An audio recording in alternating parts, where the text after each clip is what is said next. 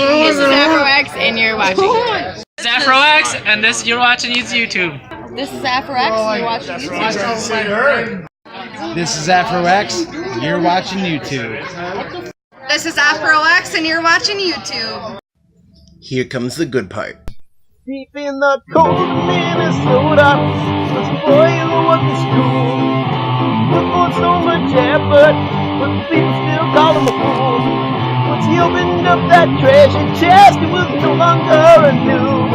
For the awesome sunglasses of red made him a superstar on YouTube.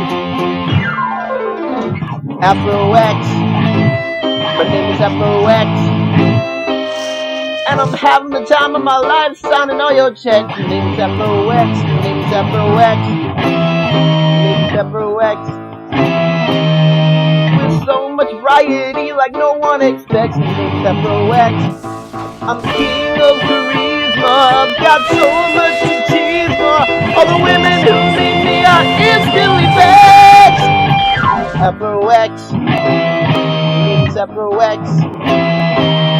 Like how Batman could become the next Lex. My name is Afro X, my name is Afro X. My name is Afro X. Come watch me up on the screen of a Cineplex. My name is Afro X. I've been trying really hard to avoid saying the word sex. My name is Afro X. I never go to the gym to check out my awesome pecs. Now watch me flex. The bodysuit's coming next week straight from FedEx. My name is Afro X. My name is Afro X. My name is Afro X.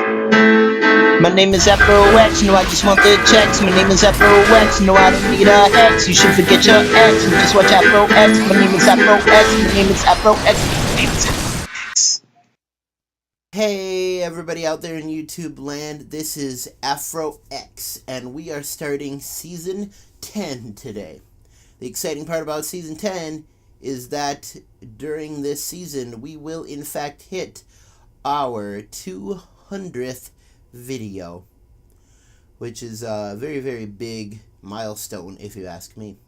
Now, as you may have noticed, I am wearing the brand new Afro X t-shirt. This is the only one in existence, but I will be having some competitions soon, and people who win the competitions will be given a one-of-a-kind Afro X t-shirt. Alright, that being said, now it's time to move on to our main subject of the day, which will be delving into a little bit of what I try to look for when I do movie reviews. Now, without further ado, subtext. Now, what is subtext, you ask? Subtext, ladies and gentlemen, is the slight nuanced story that is underneath the main story. Now, I want to give you some good examples. There's the movie Sausage Party, and on its base level, it's a movie about talking food that wants to, like, hook up, but they think it's wrong because they think that their gods or the people won't like what they're doing. Now, as you can see, if you look a little bit deeper than this, what real-life application mirrors this? If you look a bit deeper than that, you can see that this kind of mirrors the Christian idea of not having premarital sex. And I know YouTube is really scared of me saying that word, but there it is. It's out there. And this really mirrors that. And looking at this, there's just so much evidence for it that you can say that it is the subtext of the movie. Now, a lot of people won't be able to see this in a movie. For example, I was watching Jumanji the other day, and right here I want to... Well, no, I actually don't have to do spoilers because this is known. So in the movie, you have your 4 kids who get sucked into Jumanji, and as you can kind of see from the trailer, you have a jock, a nerd, a kind of princess who thinks she's better than everybody, and a shy girl, who's maybe a little bit crazy. Now, at another point in the movie, you see Nick Jonas's character, And Nick Jonas's character turns out to be kind of like a punk kind of guy.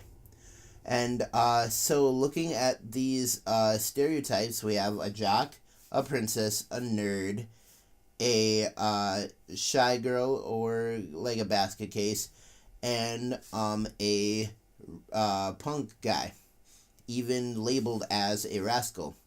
And what does that sound like? Yes, ladies and gentlemen, it sounds exactly like The Breakfast Club. Now, if you haven't seen The Breakfast Club, it is slightly similar. 5 kids get put into detention. One of them, the basket case, isn't even in detention. She's just there.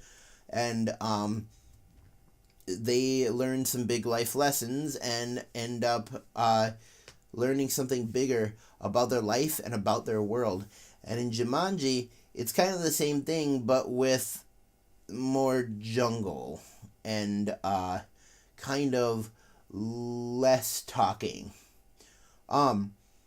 Now, I thought the movie was great. I thought the actors did good.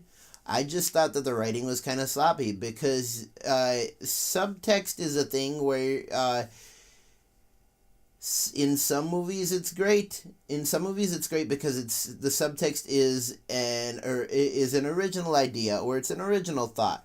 But in the movie Jumanji, it wasn't. They kind of just slapped The Breakfast Club in there as the subtext of the movie and then tried to build a plot around it. So that's a little bit of a look into subtext. Definitely, if you want to learn more about subtext, ask me in the comments. But remember, when you go to the movies, don't just sit there and watch the movie. Actually think about it. Think about what you're watching. Think about the writing. Think about the acting, the pacing of the movie.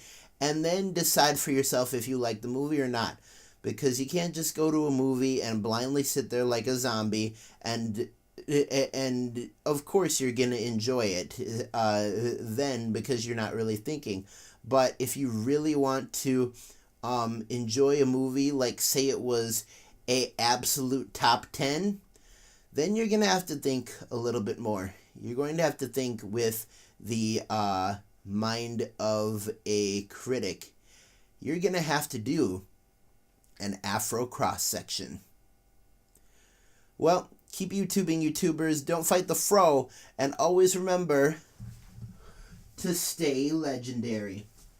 I'll see you later, YouTube. Bye-bye.